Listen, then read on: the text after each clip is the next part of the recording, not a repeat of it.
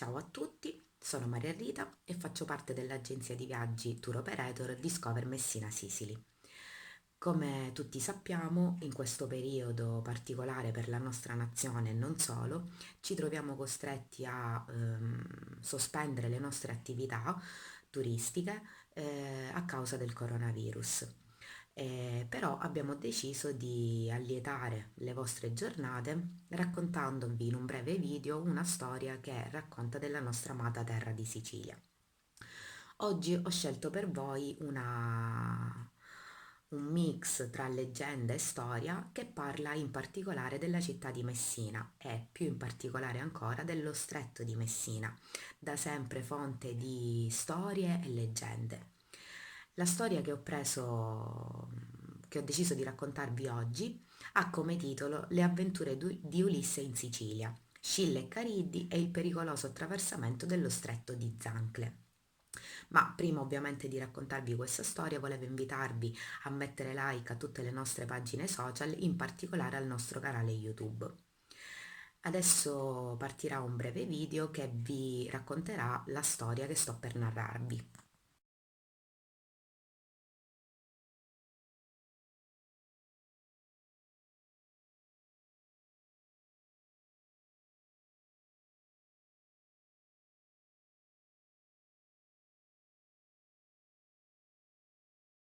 Gli anni passavano e il re di Itaca non aveva ancora avuto la possibilità di mettere piede nella sua terra.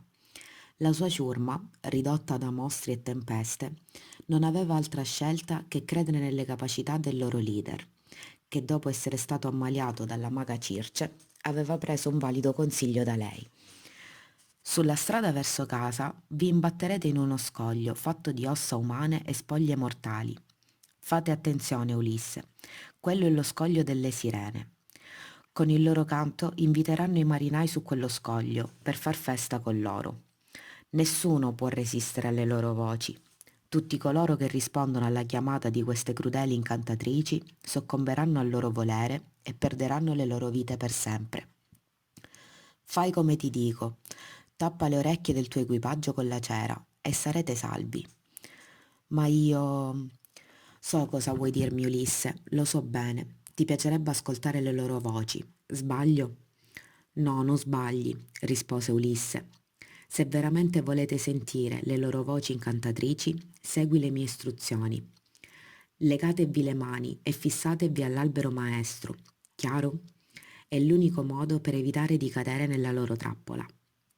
Odisseo ringraziò Circe, che prima di dirgli addio gli disse: Dopo che vi sarete slegati e dopo che sarete scappati da quello scoglio malefico, non perdete tempo e non guardatevi attorno, perché una fitta nebbia vi circonderà e finirete in un posto terribile, un'area del mare divisa da due rocce verticali. Lì vivono due dei più orrendi mostri che abitano il mare, Scilla e Cariddi. Scilla e Cariddi? Chiese Ulisse. Circe gli raccontò la storia di questi due mostri marini. Scilla era una bellissima ninfa che viveva a Zancle. Amava passare il suo tempo guardando il mare dalla bellissima riva della sua terra. Poseidone non poté resistere ai suoi occhi bellissimi e si innamorò disperatamente di lei. Ma il dio era sposato con Anfitrite, che, gelosa della ninfa, la ingannò. Preparò una pozione magica e la versò nelle acque dove Scilla tutti i giorni andava per nuotare.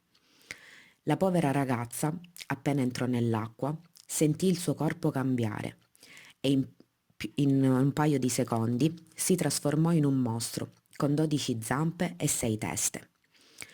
Una volta che Scilla venne trasformato in un mostro, si nasconse in una delle grotte dello stretto di Zancle e da quel momento strangola tutte le persone che passano da lì. E Cariddi?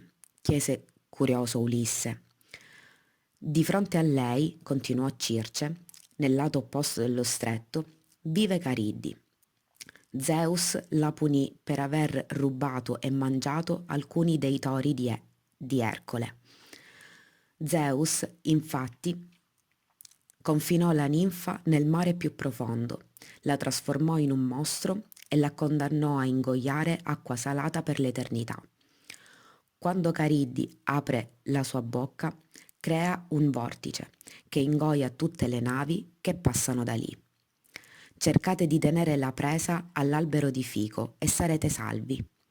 Che cos'è l'albero di fico? Chiese interessato Ulisse. L'albero di fico cresce sulle pareti dello stretto, concluse Circe.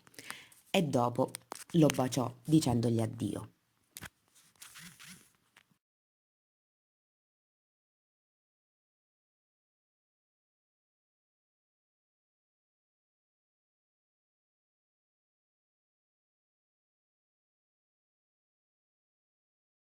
Spero che la storia vi sia piaciuta, che abbia lietato per qualche minuto la vostra giornata. Vi invito nuovamente a mettere un like alla nostra pagina Facebook, le nostre pagine Instagram, i nostri social e in particolare a iscrivervi al nostro canale YouTube per restare sempre sintonizzati e per avere sempre delle news riguardo le nostre iniziative. Un abbraccio virtuale a tutti, un caloroso in bocca al lupo, speriamo di uscire presto da questa situazione e ci vedremo presto.